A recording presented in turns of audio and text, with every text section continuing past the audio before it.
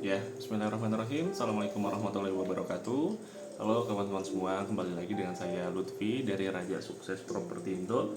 Alhamdulillah pada kesempatan kali ini saya berkesempatan kembali ya untuk sharing dalam rangka video pembelajar itu ya di Raja Sukses Properti Indo. Dan ya, alhamdulillah mungkin sekarang saya sedikit akan sharing perihal eh, apa ya, ilmu dan juga pengalaman gitu ya, mungkin sedikitnya saya ketahui gitu ya. Dan mungkin yang akan saya sharingkan ini adalah perihal transportasi gitu ya, salah satu bidang keilmuan itu ya, bidang keilmuan dari teknik sipil gitu ya, perencanaan ataupun perancangan transportasi gitu ya. Mungkin sekarang tuh kawan-kawan sudah sering melihat ya bahwasannya di kita tuh yang namanya transportasi itu sudah menjadi sebuah uh, hal yang banyak diketahui gitu ya. Namun transportasi itu sendiri tidak lepas dari berbagai isu gitu ya, yang memang dimana masih banyak kota yang belum memiliki transportasi yang memadai gitu. Memadai di sini tuh lebihnya kita bisa berbicara transportasi yang berkelanjutan itu ya, atau sustainable transportation ya bahasa Inggrisnya gitu ya, yang dimana transportasinya itu sudah bisa dikatakan meminimalkan itu ya, meminimalkan dampak-dampak masalah sosial, lingkungan dan juga ekonomi itu ya. Terlebih jika kita berbicara transportasi berkelanjutan itu tidak terlepas yang dimana pada akhirnya akan ada di suatu kota tuh transportasi yang terintegrasi gitu ya, terintegrasi dengan berbagai macam transportasi lainnya, hingga atau bisa kita sebut ada feedernya gitu ya. Kita mungkin sedikitnya saya akan mengambil contoh dari kota Jakarta ya, yang mungkin sedikitnya sekarang sudah banyak transportasi umum yang memadai ya di Jakarta. Seperti kita ketahui di sana sudah ada MRT, sudah ada LRT gitu ya. Lalu juga ada BRT-nya gitu ya, busnya gitu ya. Lalu di sana ada feedernya BRT, ada Jaklingko juga, Jaklingko atau bisa dikatakan angkot ya, angkot. Lalu di sana masih ada transportasi umum lainnya seperti mungkin taksi online atau ojek online gitu ya. Bahkan sekarang pun ada kereta api cepat gitu ya, transportasi antar kotanya gitu ya. Nah, bisa dikatakan Jakarta ini sudah bisa menjadi salah satu contoh transportasi yang sudah memadai gitu ya di satu kota.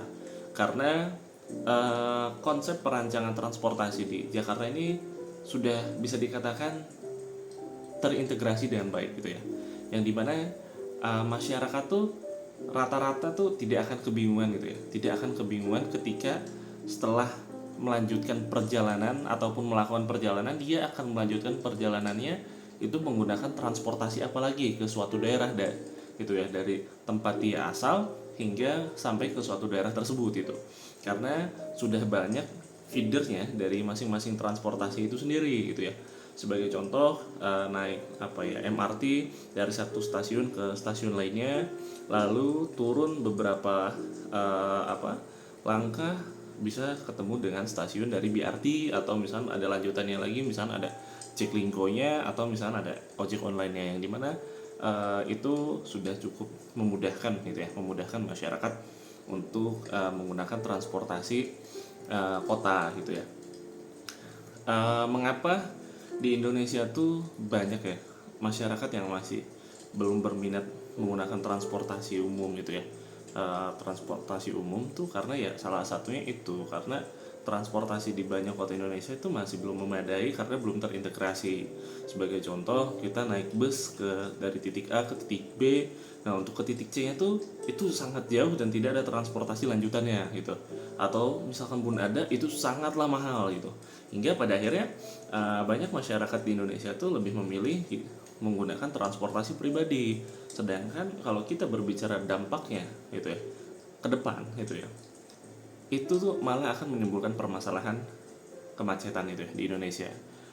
Permasalahan kemacetan di Indonesia tuh lebihnya adalah karena banyaknya masyarakat Indonesia yang semakin mempunyai kendaraan pribadi. Akhirnya itu kan menambah volume kendaraan ya, menambah volume kendaraan di perkotaan itu, perkotaan, hingga akhirnya volume kendaraan bertambah, ya jalan hanya segitu-gitu saja gitu ya. Akhirnya adalah kemacetan gitu. Meski memang ada beberapa problem solvingnya untuk hal tersebut, seperti rekayasa lalu lintas gitu ya, ataupun pembuatan flyover dan sebagainya, yang memang itu dalam salah satu perencanaan transportasi juga. Hanya memang salah satu solusi konkretnya adalah bagaimana pemerintah tuh membuatkan apa ya, sistem transportasi di suatu kota yang terintegrasi dengan baik, hingga memudahkan masyarakat untuk menggunakan transportasi umum itu sendiri gitu ya. Selain terintegrasi, murah, aman gitu ya.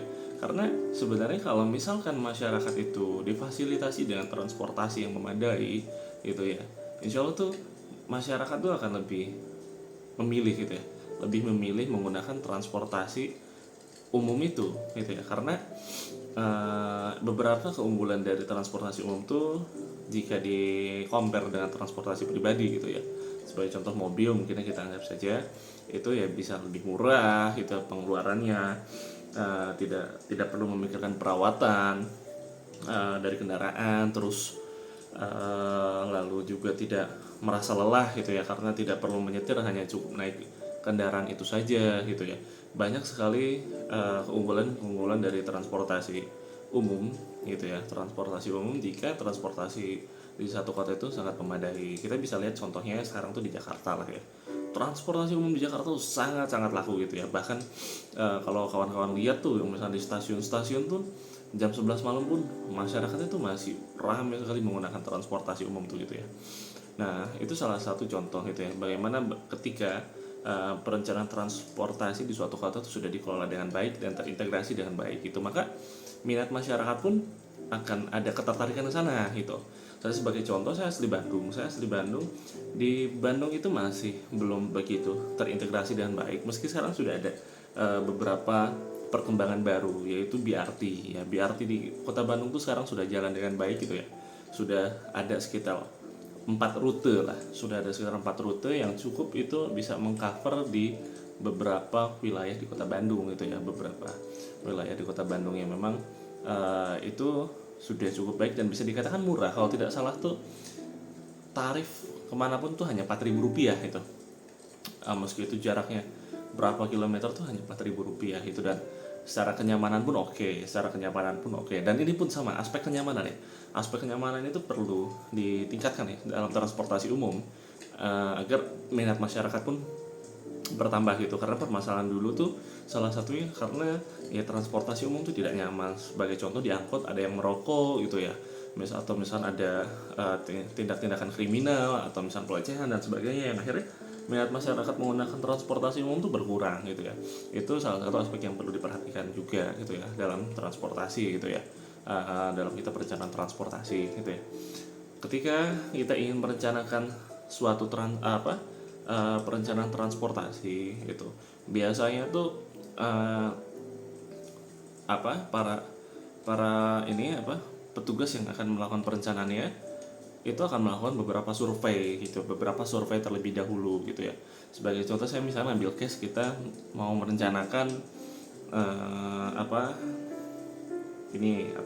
BRT gitu ya. Kita mau merencanakan BRT contoh di kota Cirebon gitu ya. Contoh di kota Cirebon.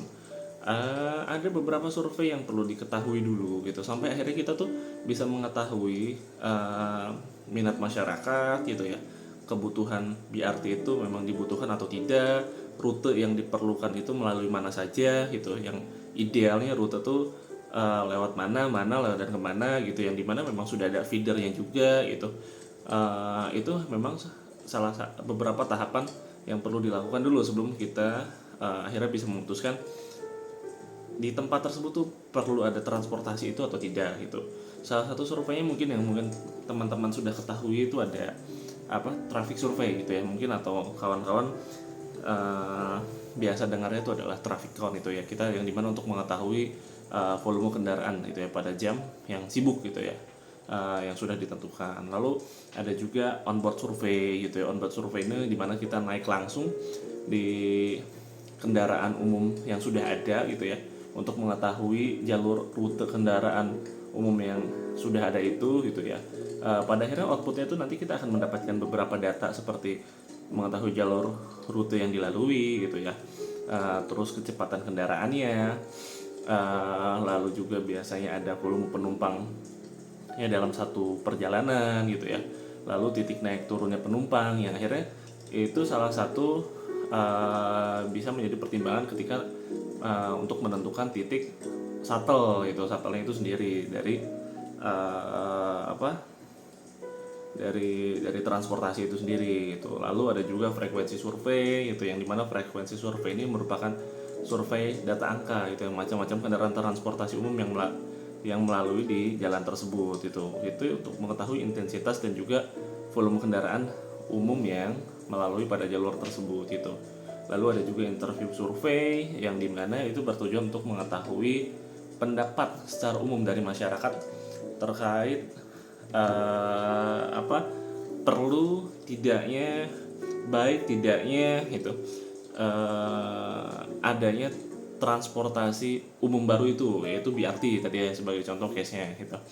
Nah itu sebenarnya tadi saya penjelasannya itu masih hanya sebatas secara singkatnya dulu, kulitnya dulu saja. Mungkin nanti saya akan bahas di next video karena tidak terasa ini sudah 11 menit itu ya videonya. Secara singkat ya, kota-kota di Indonesia tuh masih perlu peningkatan gitu ya, peningkatan dalam segi transportasi gitu ya, dalam hal transportasi itu, karena ya itu salah satu hal untuk menurunkan tingkat kemacetan gitu ya di kota-kota Indonesia, khususnya mungkin kota-kota besar gitu ya, kota-kota yang aktif dan padat penduduk gitu ya. Memang itu akhirnya harus difasilitasi dan adanya transportasi umum yang memadai gitu. Mungkin itu dulu sajalah sharing saya untuk pada kesempatan kali ini. Terima kasih atas perhatiannya. Assalamualaikum warahmatullahi wabarakatuh. Semoga bermanfaat.